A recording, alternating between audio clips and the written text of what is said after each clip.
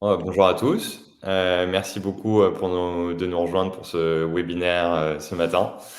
Donc, le sujet du jour, c'est l'optimisation de l'entrée en relation d'affaires pour les fintechs. Peut-être que Alexandre, tu peux directement aller à la slide suivante. Parfait. Donc comme ça laisse quelques minutes aux autres pour se connecter. Peut-être quelques éléments importants avant de commencer. Premièrement, ce webinaire est enregistré, et donc il sera bien disponible en replay sur notre site après. Si jamais, par exemple, vous devez partir avant la fin, pas d'inquiétude. Deuxièmement, on organise des webinaires assez fréquemment. Donc surtout, n'hésitez pas à retourner sur notre site et à vous inscrire. On invite des experts, on invite des partenaires, on invite des clients pour essayer d'avoir le contenu le plus intéressant et instructif possible. Donc voilà, n'hésitez pas à visiter notre site dotfile.com pour pouvoir vous sign up. Et enfin, surtout, essayons de garder cette session la plus interactive possible. Donc, vous pouvez mettre vos questions dans le chat et on essaiera d'y répondre soit en séance, soit à la fin directement. Voilà, je vous propose d'attaquer directement avec l'agenda du jour. On va faire d'abord une rapide présentation de Dotfile pour que vous puissiez bien nous situer, qui on est, ce qu'on fait. Ensuite, on attaquera le sujet donc, de ce webinaire qui est vraiment l'entrée en relation d'affaires pour les fintechs et comment les fintechs peuvent optimiser tous les process qui s'y rapportent. Enfin, Alexandre nous fera une démo de la plateforme Dotfile et puis on achèvera ce webinaire avec une session de Q&A. Voilà pour l'agenda. Et je pense que, Alex, on peut directement passer à la suite. Quelques mots sur Dotfile. Donc, on est une startup, RegTech, qui a été fondée au sein du startup studio eFounder il y a un peu plus de 2 ans maintenant. On a levé un tour de table de 2,3 millions à l'été dernier avec un fonds français qui s'appelle Serena Capital. Et on travaille avec des fintechs à travers l'Europe, également au UK, aux US, en Israël, en Belgique. Et on est une équipe de 13 personnes avec un siège principal à Paris, mais avec des collègues distribués un petit peu partout. Et puis, parmi les gens qui nous soutiennent, donc à part Serena, on a des family office comme Kima Venture et Pareto Holding et pas mal de business angels issus du monde de la fintech. Et puis, plus personnellement, du coup, moi, je suis Vasco, je suis le CEO de Dotfile. Et aujourd'hui, je suis rejoint par Alexandre, qui s'occupe de tous les sujets sales chez nous. Voilà, ça c'était pour la petite présentation. Et alors, ce qu'on fait chez Dotfile, nous, c'est une solution de compliance tout en un qui a vocation d'être la manière la plus simple de vérifier des personnes morales. Donc, on fait ce qu'on appelle communément du KYB, Know Your Business, et on aide nos clients, qui sont des institutions financières régulées, à répondre à 2 questions toutes simples. Qui est mon client et est-ce que c'est risqué de rentrer dans une relation d'affaires avec lui? Et donc, on travaille avec des fintechs dans l'univers du paiement, aussi pas mal dans l'univers crypto et Web3, crédit également, et puis avec des plateformes d'investissement et des institutions financières un petit peu plus traditionnelles, comme des fonds de private equity. Un mot peut-être sur ce qui nous différencie. La force de Dotfile, c'est qu'on vous permet, pour n'importe quelle entreprise, de trouver des informations importantes sur qui est cette entreprise, identifier les personnes clés qui s'y rapportent, envoyer des questionnaires de collecte d'informations ou de documents à chacune d'entre elles, déclencher des screenings, sanctions, PEP, mentions négatives dans la presse, faire des vérifications d'identité, aboutir à un score de risque que vous pouvez calculer selon vos propres critères. Et enfin, distribuer le travail d'investigation, le travail d'audit, le travail de rémédiation d'alerte au sein de l'équipe conformité. Donc ça, c'est vraiment ce qui nous différencie, c'est cette approche tout en un qui vous permet de couvrir l'ensemble de la chaîne de vérification et d'entrée en relation d'affaires. Et pour tenir cette promesse, on s'appuie notamment sur des partenaires technologiques comme Comply Advantage, Verif, Hubble, Papers, Credit Safe et d'autres, dont vous pouvez bénéficier à travers d'un seul produit, d'une seule intégration, d'un seul contrat et d'une facture unique. Donc, on abstrait toute cette complexité pour vous en mettant en musique les meilleures sources de données et les meilleurs providers tiers pour vous offrir au sein de la même plateforme tous les éléments dont vous pourriez avoir besoin pour mener un KYB à bien. Alors, le sujet qui nous occupe aujourd'hui, c'est l'optimisation de l'entrée en relation d'affaires pour les fintechs. Et on va commencer d'abord par les challenges. Alex, si jamais tu passes à la slide suivante. Donc, quels sont un petit peu les défis? Bon, je pense que si jamais vous êtes sur ce call aujourd'hui avec nous, c'est que vous êtes à peu près d'accord avec la proposition suivante, qui est que faire des vérifications d'entreprise à grande échelle, c'est toujours complexe. Et c'est particulièrement vrai pour des fintechs qui sont en forte croissance, qui se développent à l'international, qui opèrent dans des juridictions avec des impératifs qui sont différents. Et si on devait résumer un petit peu les différents challenges auxquels ces entreprises sont confrontées, nous, on aurait tendance à les catégoriser en 3 points principaux. Euh, le premier, c'est l'enjeu du déploiement et les coûts qui sont associés. Ce qu'on a constaté, c'est que pour mettre en place une procédure d'entrée en relation d'affaires robuste, les fintechs doivent intégrer plusieurs solutions différentes qu'elles doivent consolider au sein d'un back-office qu'elles construisent elles-mêmes. Ça prend du temps d'ingénierie, ça prend du temps sur la roadmap et c'est générateur de coûts qui sont assez importants. Deuxièmement, ces solutions donc maison, elles sont assez peu automatisées. Hein. Contrairement au KYC où on vérifie des individus, quand on vérifie une personne morale, il y a des tâches assez manuelles à effectuer qui sont assez complexes à automatiser et la plupart des fintechs n'y arrivent pas. Et donc la résultante de ça, c'est que on a beaucoup de personnes qui peuvent être des analystes, qui peuvent être des gens du support, qui peuvent être des gens d'autres équipes comme l'équipe sales. C'est parfois ce qu'on observe, qui consacrent leur temps à des tâches répétitives et à assez faible valeur ajoutée. Et la résultante de ces 2 premiers points, c'est qu'on a une expérience d'onboarding pour les clients qui est finalement d'assez mauvaise qualité. Et la première manifestation de ça, c'est un onboarding qui est tout simplement lent. On peut avoir des onboardings qui prennent plusieurs jours, voire même plusieurs semaines dans certains cas. Et donc, c'est une friction qui va nécessairement impacter la satisfaction du client et sa rétention sur le long terme. Donc, ce que je vous propose, c'est vraiment de faire un deep dive sur chacun de ces 3 points. Et on va commencer par le premier. Donc, chez Dotfile, on a fait plusieurs petites études sur ce qu'on appelle communément le build versus buy hein, et ce que ça représente de développer un programme de KYB en interne. Si on prend l'exemple d'une fintech en série A, assez classiquement, c'est finalement assez courant de voir des programmes de conformité dont le coût représente plus de 10% du CA de la société. Hein, donc, on peut imaginer qu'une fintech en série A qui génère 2 millions de revenus se retrouve avec un programme de conformité qui va lui coûter plus de 270 000 euros par an. Si on décompose un petit peu ces 270 000 euros, qu'est-ce qu'on a dedans? Déjà, on a des coûts de développement initiaux. Hein, et comme on l'a vu tout à l'heure, je pense que 12 mois, c'est déjà une hypothèse assez optimiste avec 2 ingénieurs à temps plein qui travaillent sur le système. Ensuite, il faut évidemment les analystes. Donc, je pense que selon la typologie de business et selon le volume de clients, 2 ETP, c'est une proposition assez commune. Et puis, évidemment, ces systèmes, il faut les maintenir. Donc, nous, on a estimé 2 mois par an d'un développeur à temps plein pour maintenir le système. Et enfin, la dernière composante, c'est les contrats avec les différents prestataires. Donc, à minima, il faut un prestataire sur le volet screening, sanctions et PEP, un autre sur ce qui est vérification d'identité, et puis généralement, on va en vouloir un aussi sur tout ce qui est données entreprise, avec à chaque fois des logiques de minimum contractuel, ce qui peut représenter assez rapidement une facture de l'ordre de 30 000 euros. Ce qu'on constate, c'est que cette facture a tendance à augmenter de manière assez exponentielle dès qu'on est dans un schéma international.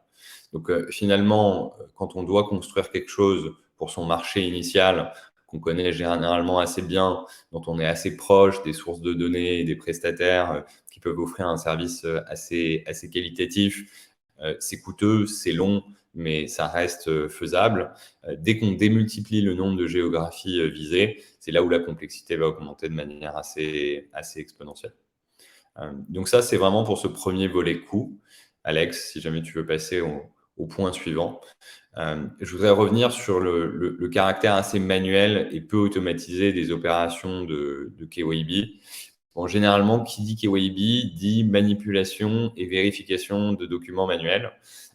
Tous les documents, surtout ceux qui sont non structurés, ne peuvent pas encore être vérifiés de manière automatique avec des algorithmes d'OCR ou d'IA. Qui dit vérification manuelle dit erreur, forcément. Et donc ça a évidemment un coût. On va avoir aussi des taux de faux positifs qui sont assez élevés en ce qui concerne les alertes LCBFT, donc tout ce qui va être screening, sanctions et PEP, parce qu'on a des solutions qui ne sont pas forcément bien paramétrées. On a peut-être voilà, des sources de données qui sont assez exhaustives, mais on n'a pas la couche supplémentaire par-dessus qui permet de bien en faire leur interprétation et d'essayer de réduire au maximum ces alertes.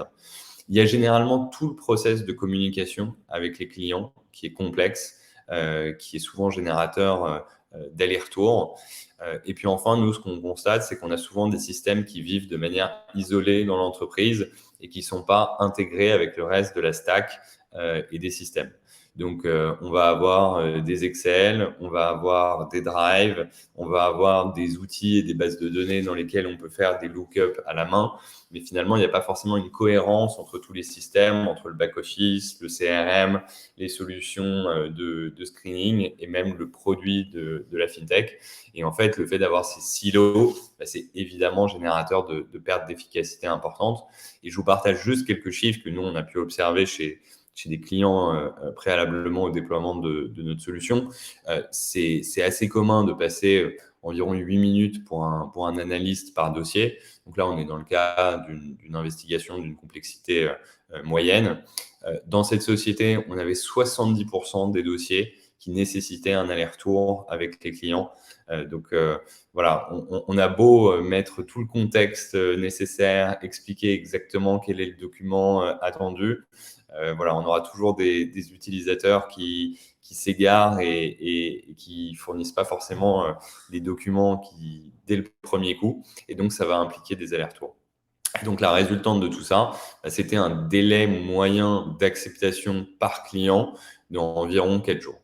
Et donc, on voit bien que dans certains business où le time to revenue est assez critique, si jamais on est en mesure de diminuer ce temps d'acceptation, non seulement forcément il y a des coûts, des gains de coûts à la clé, mais il y a aussi des gains de revenus. Et ça, c'est quelque chose qui est une perspective qui n'est pas souvent considérée quand on parle des process de KYB.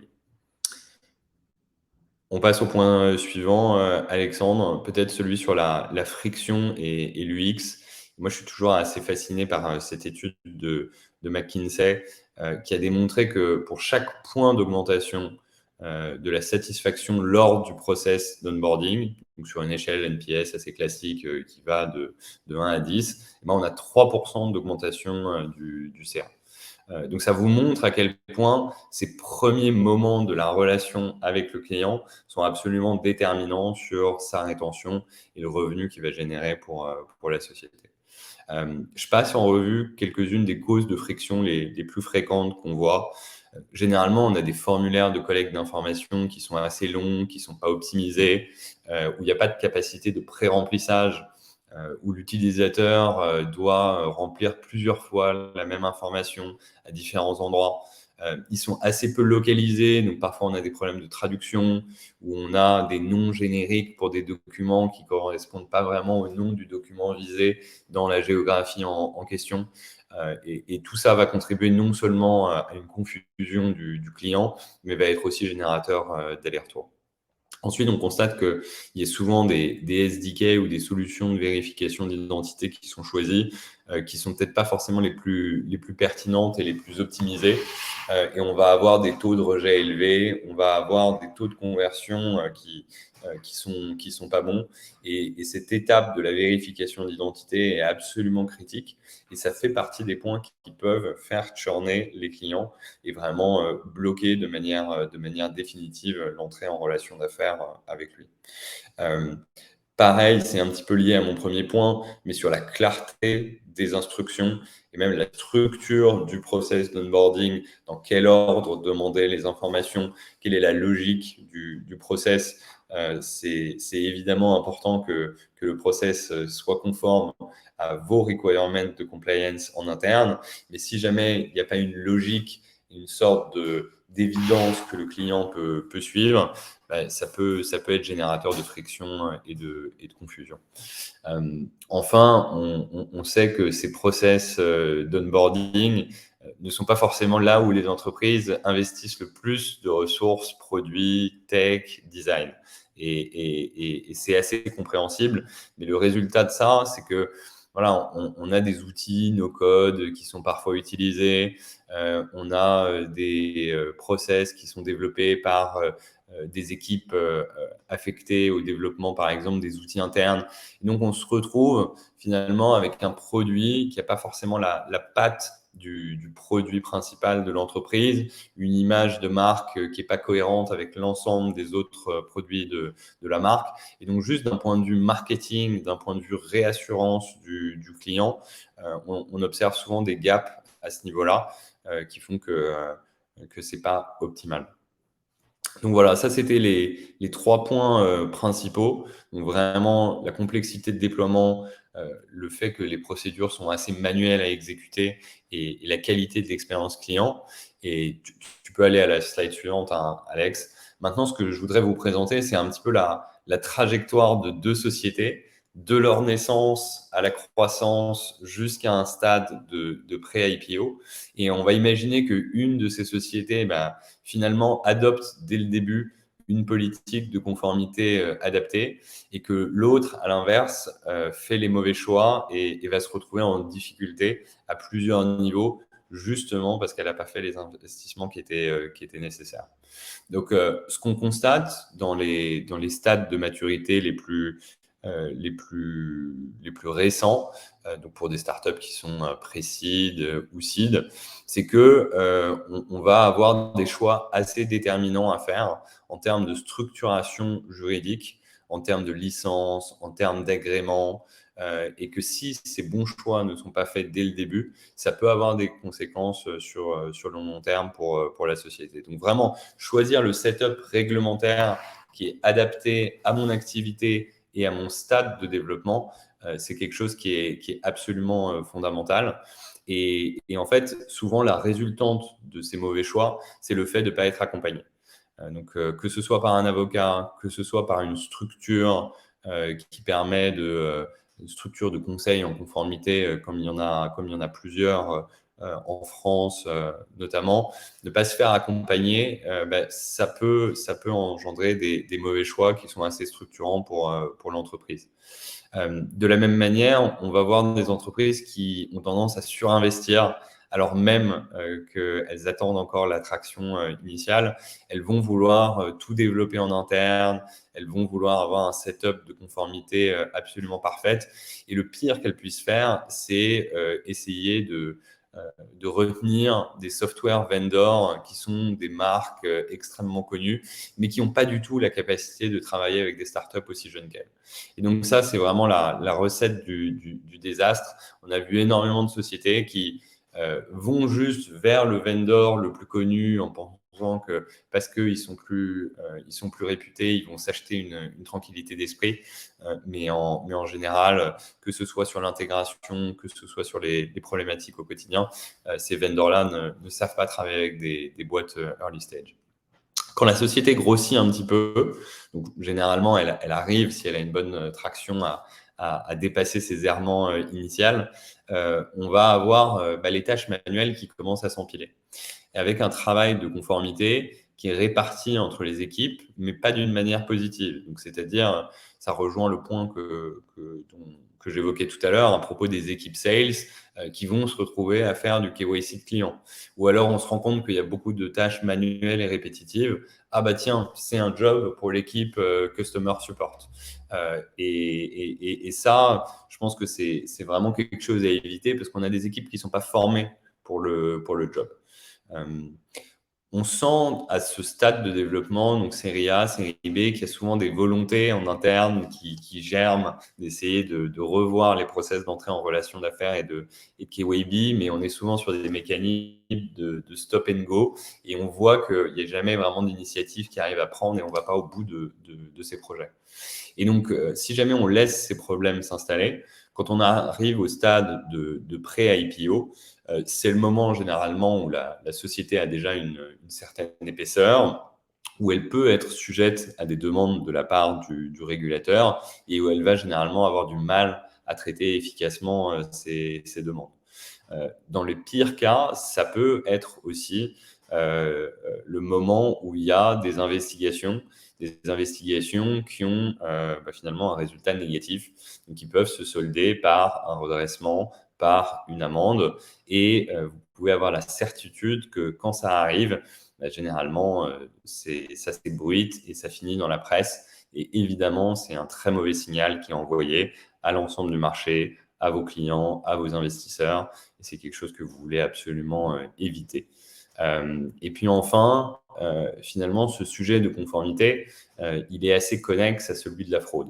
Et ce qu'on constate, c'est que les entreprises qui ont du mal à gérer le sujet conformité, elles ont des problèmes assez similaires sur le sujet de la fraude. Et quand on est une fintech, finalement, si on laisse ces problématiques de fraude s'installer, quand on arrive à ce stade pré-IPO, c'est assez difficile de réussir à les juguler efficacement. Maintenant, à l'inverse, si on prend une startup qui ferait les bons choix, à quoi ça ressemblerait? La première chose, c'est de choisir un dispositif adapté à son stade de développement et d'avoir une roadmap de conformité. Donc, c'est-à-dire que ne pas forcément aller chercher la licence, l'agrément tout de suite, utiliser des dispositifs un petit peu plus light qui conviennent mieux à un développement early de boîte, apprendre à faire les choses manuellement, justement pour essayer de voir ce qui ne fonctionne pas, quelles sont les meilleures pratiques. Et ça permet de passer plus de temps sur le core product. Enfin, dès qu'on en est au stade série A, série B, je pense qu'il faut avoir un exec chargé de la conformité au sein de l'équipe de direction. Ça, c'est absolument indispensable parce que c'est cette personne qui va vraiment donner naissance à une culture de la conformité au sein de l'entreprise et qui va également avoir la responsabilité de former correctement les équipes. Enfin, au stade pré-IPO, on a besoin d'avoir une structure de gouvernance avec des garanties d'indépendance qui va vraiment inspirer la confiance. Donc, c'est plus seulement un cadre au sein de l'équipe de direction, ça se passe vraiment au niveau du board. La gouvernance et le fait d'avoir des mécanismes de contrôle indépendants est super important. Si jamais la société doit s'engager dans un process d'IPO, il faut évidemment qu'il y ait un workstream dédié sur tous les aspects conformité. Ça, c'est absolument fondamental et ça fait partie des aspects qui doivent être traités les plus en amont. Et les meilleures boîtes engagent de manière proactive avec le régulateur. Elles n'évitent pas le régulateur, elles essayent au contraire d'avoir des échanges pour essayer de déminer les sujets qui peuvent devenir problématiques par la suite. Donc voilà, j'espère que le fait de comparer ces deux trajectoires vous aura donné envie d'avoir la trajectoire qui se rapproche le plus de la société du bas. Et ce que je vous propose maintenant, c'est peut-être de passer à la démo où Alexandre va vous montrer finalement comment on peut faire avec une solution end-to-end de KYB pour essayer de déminer certains des écueils qu'on vous a présentés ce matin. Génial. Merci beaucoup, Vasco. Et merci à tous d'être aussi nombreux sur le call pour venir nous écouter et voir cette démo. Donc, j'ai la chance de pouvoir vous présenter le produit. Et pour rendre cette démo un tout petit peu plus digeste, on a décidé de la séparer en deux. Donc, dans un premier temps, on va voir notre plateforme collaborative de case management, donc de gestion des cases. Et pour nous, un case, c'est vraiment un agrégat d'une entreprise avec des individus qui sont liés à cette entreprise. Et donc, on verra exactement, on va commencer dans un premier temps à aller sur cette plateforme. Je vais poser quelques questions à Vasco pour définir les automatisations dont il a besoin. Et ensuite, on va créer un case, retrouver une entreprise, voir un peu quelles sont les vérifications qu'on puisse faire et voir les informations qu'on arrive à trouver sur cette entreprise. Et ensuite, prendre une décision concrète. Et vous allez voir à quel point c'est facile et rapide. Et dans un deuxième temps, on verra comment en fait vos clients peuvent s'onboarder à travers un portail d'onboarding donc qui est en marque blanche et que vous pouvez complètement customiser. Mais en fait, ça permet d'avoir une expérience un peu sans couture où les informations sont autopopulées et donc ça évite des tâches manuelles pour votre client final et donc ça améliore cette expérience. Donc c'est vraiment, ça reprend les deux points de Vasco, une expérience opérationnelle et une expérience euh, plus, on va dire, sans couture pour le client final. Donc, sans transition, voilà notre plateforme de case management. Donc, cette plateforme qui est dédiée en fait à vos équipes internes et c'est vraiment le cœur de vos équipes. C'est là où ils peuvent collaborer et retrouver toutes les informations qui existent sur les entreprises, les entreprises de vos clients et les individus associés. Dans un premier temps, on va aller dans ce qu'on appelle les templates et c'est exactement comme ça qu'on définit l'automatisation, c'est-à-dire qu'on va créer des schémas selon des scénarios probables qui vont vous permettre d'automatiser plusieurs choses à différentes échelles, donc à l'échelle de la compagnie et à l'échelle d'individus selon chaque rôle. Donc Vasco, disons qu'on a envie de mettre en place un template et donc on va faire cet exercice ensemble. Quels sont un peu tes besoins en termes de vérification d'entreprise? Et ensuite, on passera sur les individus. Donc, d'un point de vue Ouais, alors entreprise, vas-y. sur la personne morale avec laquelle on a envie d'entrer en relation, nous, les checks qu'on doit faire, c'est d'abord un screening sanctions et PEP. Et ensuite, on a besoin de 2 documents de la part de l'entreprise, un CABIS et des statuts. Très bien. Donc, le CABIS et les statuts. Je vais mettre ces deux-là. Et d'un point de vue individu, est-ce que tu Alors, différencies généralement donc les bénéficiaires effectifs, représentants légaux? oui, alors nous, sur les bénéficiaires effectifs, on doit également leur faire un screening sanctions et PEP. On doit vérifier leur identité également. Pour les représentants légaux, on a une vérification d'identité qui est allégée par rapport à ce qu'on fait sur les bénéficiaires effectifs, mais on fait aussi des screenings sanctions et PEP. Très bien. Bah, pour la petite nuance, en fait, sur la vérification d'identité, on est capable de le faire avec, en live, avec Proof of Liveness, c'est-à-dire que c'est une vérification qui est faite avec le téléphone où tu peux scanner ton visage et ensuite scanner la pièce d'identité et on vérifie que les deux matchent. Et une vérification que tu t'as appelée allégée, on va juste pouvoir mettre une photo de notre pièce d'identité et on va vérifier l'intégrité de cette pièce d'identité. Une fois qu'on a défini en fait ces règles-là, on a juste à sauvegarder ce nouveau template et maintenant à chaque, dans le cas d'usage où on veut utiliser ce template, on va pouvoir automatiser nos vérifications.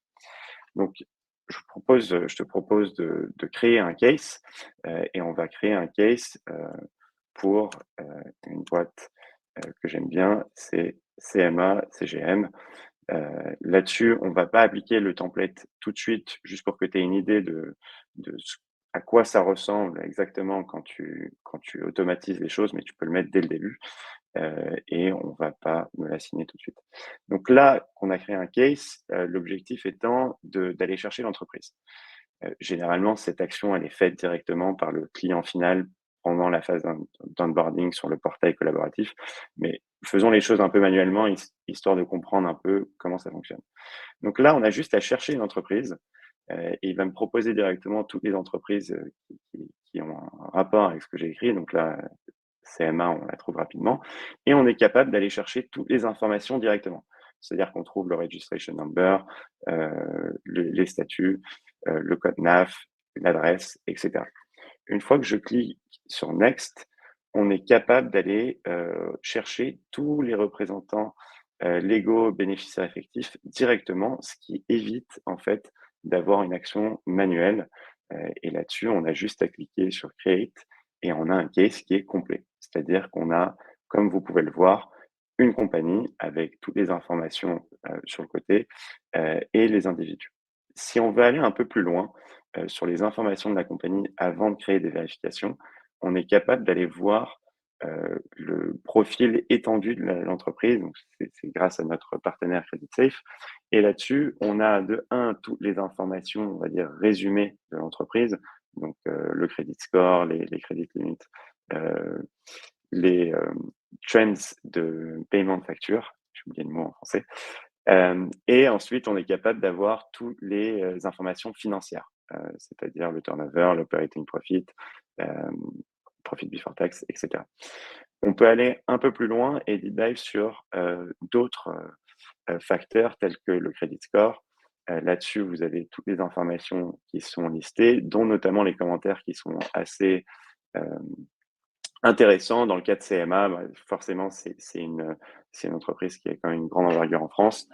Donc, bon, tout est relativement positif, mais on est capable de voir tout le passif de l'entreprise, ce qui est vraiment intéressant.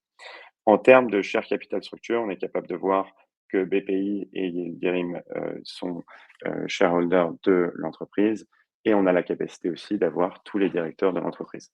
Donc, on peut voir que M. Radolph Sadeh est executive director, mais aussi main director. Et si on veut vraiment aller plus en détail, on peut aussi aller voir les directeurs passés. Enfin, le dernier volet, c'est la partie sur les jugements et donc on est capable d'avoir, les amendes qui ont été prononcées par les régulateurs. Donc on voit une amende de 221 000 €, qui a qui a été statuée et enfin toutes les, actions juridiques qui sont, en cours, donc à l'encontre de CMA. Vous voyez qu'il y en a beaucoup dans ce cas-là. On est à peu près à plus de 1000 actions juridiques, donc c'est quand même énorme, mais vous avez la possibilité d'avoir toutes ces informations avec un seul clic en regardant le profil de l'entreprise. Euh, ce que je vous propose, c'est du coup de commencer les vérifications. Donc, on est capable de commencer les vérifications manuellement, mais c'est potentiellement plus intéressant d'utiliser le template, donc l'automatisation définie avec Vasco. Donc, on l'avait appelé webinar, elle est ici. Et juste en cliquant sur un bouton, on va appliquer les règles qui ont été définies en avance. Donc, on avait dit que on allait faire des vérifications LCBFT sur l'entreprise et sur les individus, et on demandait 2 documents, donc les statuts sur l'entreprise, donc les voilà, et on est capable d'avoir toutes les informations directement. Donc sur le screening LCBFT, on voit les mentions adverses dans la presse, les warnings, bien sûr si l'entreprise est sur une liste de sanctions, et les politiquement personnes exposées. Donc les personnes politiquement exposées, on le verra à l'échelle de l'individu. En soi, on est capable de confirmer que c'est un vrai, un true positif ou simplement un false positif, un false négatif, false positif, pardon. Je m'en mêle les pinceaux ce matin. Exactement la même chose à l'échelle de l'individu. On peut aller regarder, par exemple, Rodolphe Saadé, et on voit que c'est un PEP, donc une personne politiquement exposée. Dans ce cas-là, vous avez potentiellement envie d'aller dans des vérifications un peu plus en détail. Et donc, la bonne pratique, c'est de faire un customer due diligence. Et la manière de le faire, c'est si vous avez défini un autre template qui va un peu plus en détail, on est capable d'appliquer un autre template directement. Et vous allez voir que, du coup, pour Rodolphe Sadé, on passe de 2 documents demandés à 7. Et donc là-dessus, on demande beaucoup plus de documents. Encore une fois, ces règles-là sont définies par vous. Le dernier point, c'est sur la vérification d'identité. Donc, on est capable de le faire avec notre partenaire Hubble en live. Et une fois que les documents sont codés, vous avez la possibilité de valider que la data est correcte, que le document est d'une bonne intégrité et que le visage correspond avec la pièce d'identité demandée. Maintenant qu'on a vu cette plateforme, c'est vrai que c'est une plateforme qui a pour but d'être collaborative et vraiment servir vos équipes compliance. Et donc, vous êtes capable de voir toutes les tâches qui sont définies ici, assignées aux membres de votre équipe pour que vous puissiez collaborer sur tous ces cases. Maintenant qu'on a vu cette plateforme, la question, c'est vraiment comment on donne une meilleure expérience à nos clients finaux et comment on les laisse s'onboarder eux-mêmes sur cette plateforme pour que vous n'ayez pas à créer le case, l'entreprise vous-même, mais que ça vienne vraiment du client et que le client ait une plateforme, on va dire, vraiment facile pour mettre leurs documents. Donc, ça ressemble à enfin, notre portail collaboratif, le voilà. Donc, encore une fois, tout est personnalisable. On peut mettre votre branding et vraiment faire le parcours client que vous désirez. Si on va prendre une entreprise en France, on peut chercher par registration number ou par nom d'entreprise. Je vais prendre l'exemple de Mailjet. Mailjet, donc je trouve mon entreprise, c'est celle-là. Comme avant, toutes les informations sont pré-populées. Donc moi, en tant que client final, je m'onboard sans avoir à euh, taper beaucoup d'informations, mais j'ai un rôle plus de vérification de l'information. Si l'information est fausse, bien sûr, je peux la corriger. Vous pouvez demander n'importe quelle question à votre client final. Donc là, c'est l'exemple d'un merchant pour une marketplace, mais donc on leur demande leur part de revenus online et offline. Et ensuite, on est capable de retrouver toutes les entreprises affiliées à notre client. Donc, en l'occurrence, on voit Ernst Young en audit et Mailgun Technologies. Dans le cadre de cet exemple, je vais les enlever parce que ça ne nous intéresse pas de faire une vérification sur ces entreprises-là. Et enfin, comme avant, on propose de mettre tous les bénéficiaires effectifs et les représentants légaux directement pour que notre client final n'ait pas à le faire lui-même. Si le représentant légal n'est pas, si tous ne sont pas listés, bien sûr, vous avez la main pour en rajouter d'autres.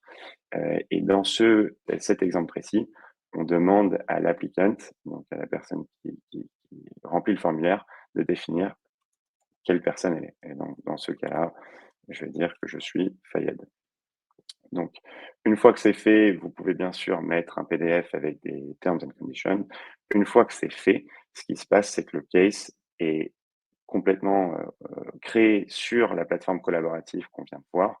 Donc, en fait, si je refresh la page et que je vais dans mes cases qui sont open, je vois en fait que le KYB de Mailjet est en progrès.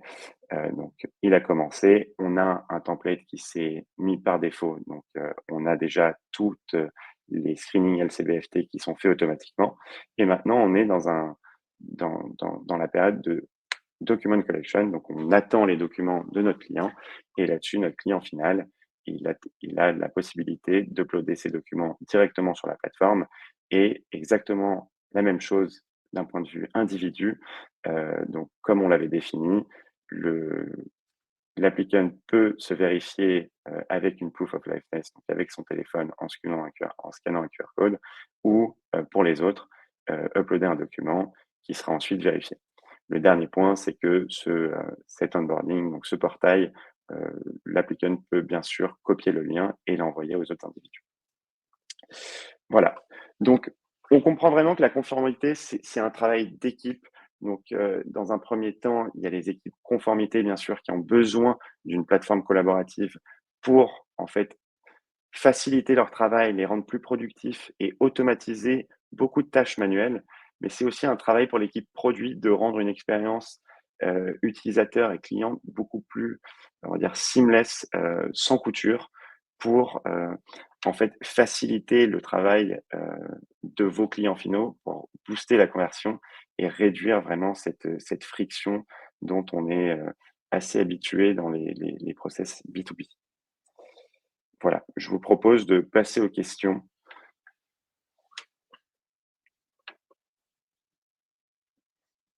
Donc Vasco, on a une première question, si tu veux la prendre.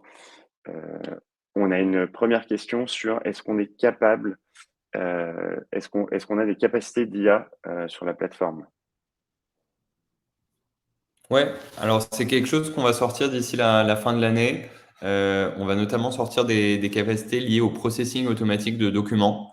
Donc l'idée ici, c'est de rendre les analystes encore plus productifs et d'essayer de diminuer le nombre de tâches manuelles et notamment de vérification de documents qu'ils ont à effectuer.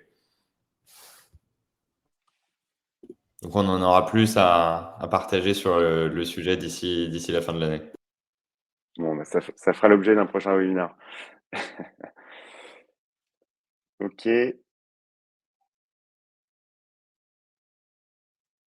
On a une autre Je vois une autre question. question sur les… Vas-y. Pardon, vas-y. Vas-y, on a une autre question sur les listes de sanctions. Est-ce qu'on est capable de partager nos listes et est-ce qu'on est capable de customiser les différentes listes LCDFT qu'on utilise? Ouais, alors nous, on a deux niveaux de configuration. Donc, soit nos clients peuvent simplement choisir les dimensions qui les intéressent.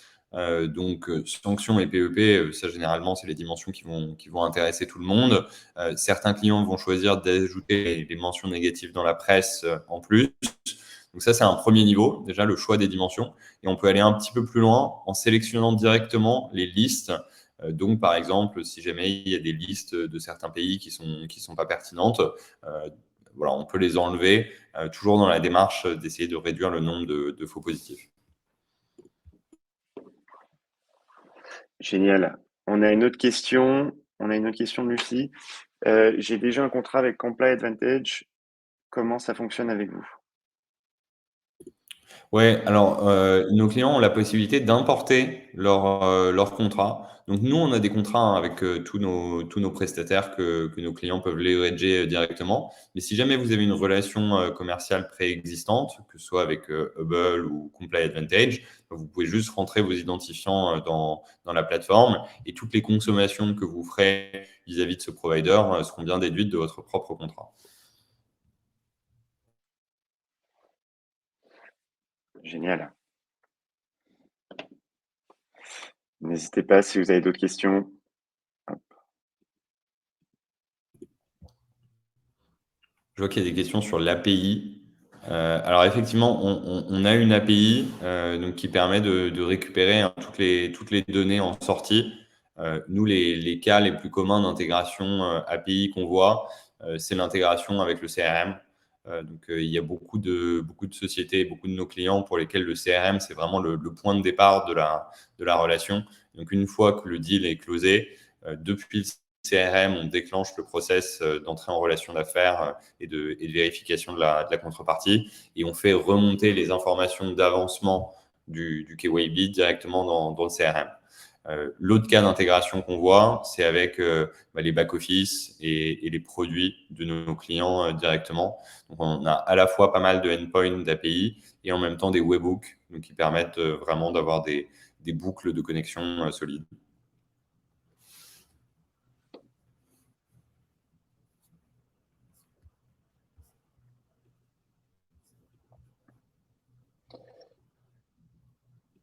Je pense qu'on est bon, Vasco. Je pense qu'il n'y a plus de questions. Bon, ben super. Merci à tous pour votre attention ce matin. Comme on l'a évoqué au début, donc, on a enregistré le webinaire et le replay sera disponible sur notre site.